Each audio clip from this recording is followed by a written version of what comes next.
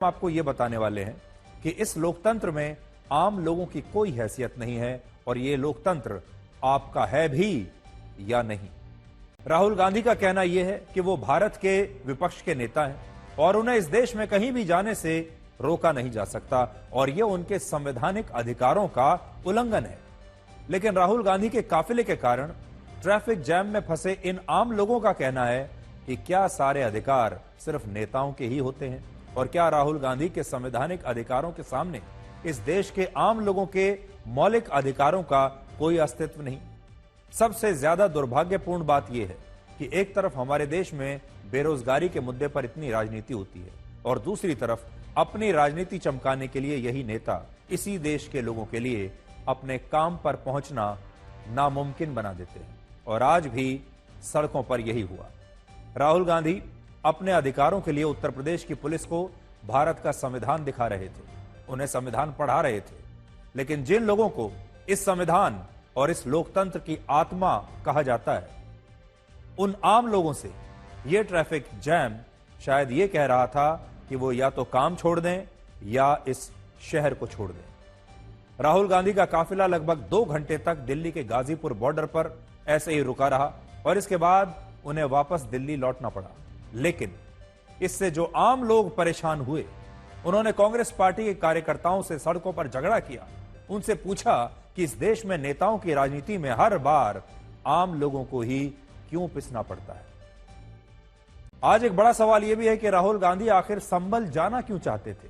संभल वो जगह है जहां मस्जिद के सर्वे का विरोध कर रहे एक विशेष धर्म के लोगों ने पुलिस पर हमला किया था, वहां हिंसा हुई।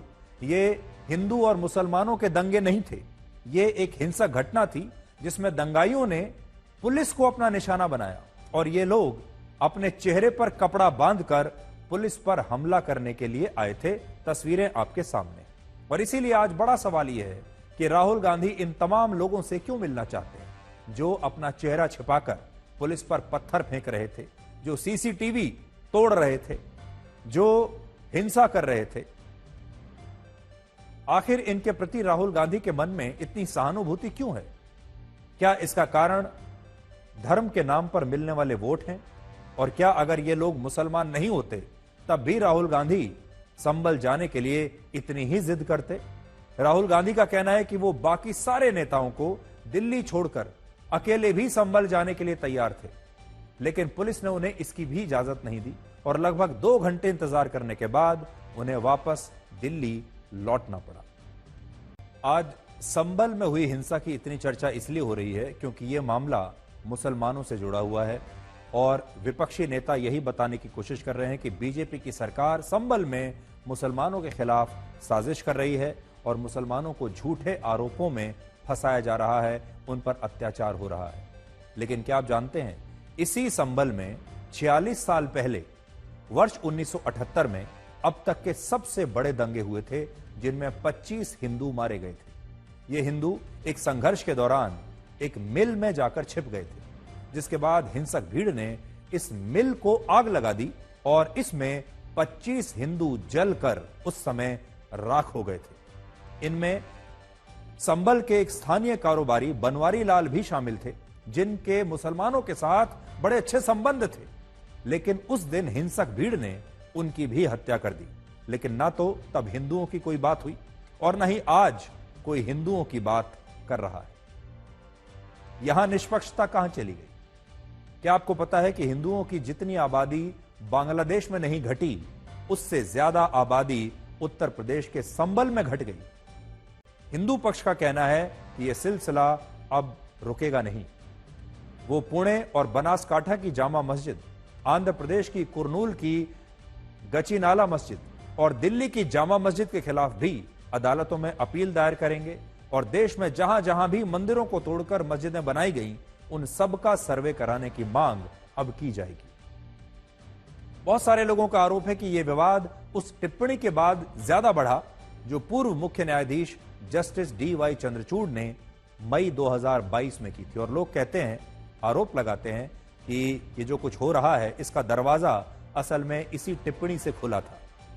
उस समय मुस्लिम पक्ष ने सुप्रीम कोर्ट में निचली अदालत के उस फैसले को चुनौती दी थी जिसमें निचली अदालत ने काशी की ज्ञानवापी मस्जिद का सर्वे कराने का आदेश दिया था। मुस्लिम पक्ष का कहना था कि वर्ष 1991 के प्लेसेस ऑफ वर्शिप एक्ट के तहत इस मस्जिद का सर्वे कराना असंवैधानिक और गैर कानूनी है, यह सर्वे नहीं होना चाहिए। लेकिन जब यह मामला सुप्रीम कोर्ट पहुंचा तो उस समय मुख्य न्यायाधीश रहे जस्टिस चंद्रचूड़ ने एक मौखिक टिप्पणी की थी जो आज आप सबको जरूर जाननी चाहिए। उन्होंने कहा कि यह कानून 15 अगस्त 1947 की स्थिति के अनुसार धार्मिक स्थलों को उनकी यथास्थिति बरकरार रखने का तो अधिकार देता है, लेकिन यह उनका सर्वे करने से रोक नहीं लगाता। अगर मैं शब्दशः उनकी मौखिक टिप्पणी को आपके लिए पढ़ूं तो उन्होंने कहा था कि 1991 का प्लेसेस ऑफ वर्शिप एक्ट किसी भी संरचना के धार्मिक चरित्र की जांच करने पर रोक नहीं लगाता।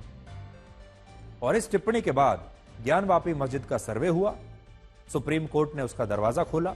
देश में बाकी मस्जिदों को लेकर भी कोर्ट में नई नई अपील दायर होने लगी और इसके कारण हमारे देश का एक खास वर्ग आज पूर्व मुख्य न्यायाधीश जस्टिस DY चंद्रचूड़ की आलोचना कर रहा है और कह रहा है कि उनकी इस टिप्पणी के कारण ही आज देश भर में मस्जिदों को लेकर यह विवाद बढ़ रहे हैं कि हिंदू पक्ष इन मुद्दों को लेकर सड़कों पर नहीं उतर रहा है, दंगे नहीं कर रहा है, धमकियां नहीं दे रहा है। हिंदू पक्ष सिर्फ याचिकाएं अदालत में डाल रहा है।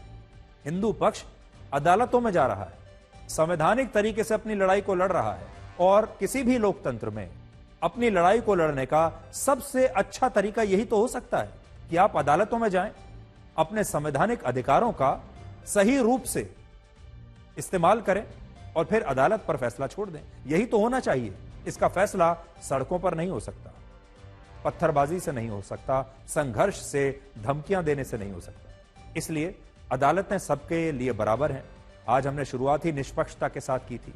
नेता निष्पक्ष हो सकता है ना हो सकता है बाकी की पुलिस भी निष्पक्ष ना हो, प्रशासन भी निष्पक्ष ना हो, लेकिन अदालतें आज भी निष्पक्ष हैं। जितना अधिकार हिंदू पक्ष को है अदालत में जाने का और अपनी बात कहने का, उतना ही अधिकार मुस्लिम पक्ष को भी है। वो भी चाहें तो अदालत में जा सकते हैं, अपना पक्ष रख सकते हैं, लेकिन इसके लिए सड़कों पर संघर्ष करना, पत्थरबाजी करना, एक दूसरे के खिलाफ हिंसा करना, ये देश के लिए और हमारे समाज के लिए और किसी भी धर्म के लिए अच्छा नहीं होगा।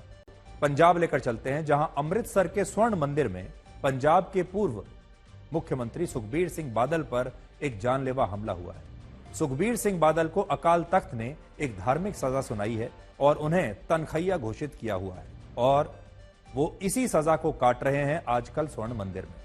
तनखैया उन लोगों को कहा जाता है जो अपने धर्म की बेअदबी करते हैं और ऐसे लोगों को सिखों की सबसे बड़ी धार्मिक संस्था अकाल तख्त सजा सुनाती है और सुखबीर सिंह बादल को भी अकाल तख्त ने इसी तरह के मामले में गुरुद्वारों में सेवा करने की सजा सुनाई थी और आज इसी के तहत सुखबीर सिंह बादल अमृतसर के स्वर्ण मंदिर में पहरेदार का काम कर रहे थे। लेकिन इसी दौरान एक व्यक्ति ने उन पर फायरिंग की जिसमें बादल बाल बाल बचे और यह गोली स्वर्ण मंदिर की एक दीवार पर लगी।